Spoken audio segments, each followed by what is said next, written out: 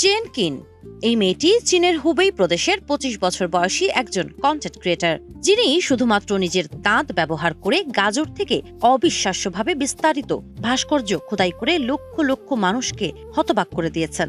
অনলাইনে দাঁত ভাস্কর নামে পরিচিত তিনি তার সূক্ষ্মতা এবং সৃজনশীলতার জন্য ১২ লক্ষেরও বেশি ফলোয়ার অর্জন করেছেন। তিনি যে পরিমাণ সূক্ষ্ম কাজ করেন তাতে সামাজিক যোগাযোগ মাধ্যম ব্যবহারকারীরা মজা করে বলেছেন যে তার মুখের ভেতরে নিশ্চয়ই একটি 3D প্রিন্টার লুকানো আছে।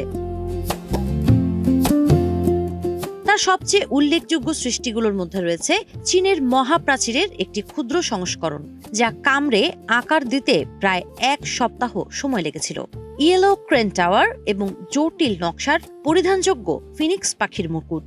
২০২৫ সালে তিনি ঘটনাক্রমে তার প্রতিভা আবিষ্কার করেন, যখন তিনি এমনিতেই একটি গাজর চিবানোর সময় লক্ষ্য করেন যে তিনি একটি চেনা আকৃতি তৈরি করেছেন। কিন তার পারিবারিক খামারের গাজর ব্যবহার করেন। শুটিং এর পর খাওয়ার উপযোগী অংশগুলো রান্নায় ব্যবহার করা হয়, আর বাকিটা শূকর ও মুরগির মতো খামারের পশুদের খাওয়ানো হয়। ভাইরাল সাফল্য সত্ত্বেও কিন জানিয়েছেন যে ক্রমাগত কামড়ানোর ফলে তার চোয়াল ও দাঁতে তীব্র ব্যথা হয়।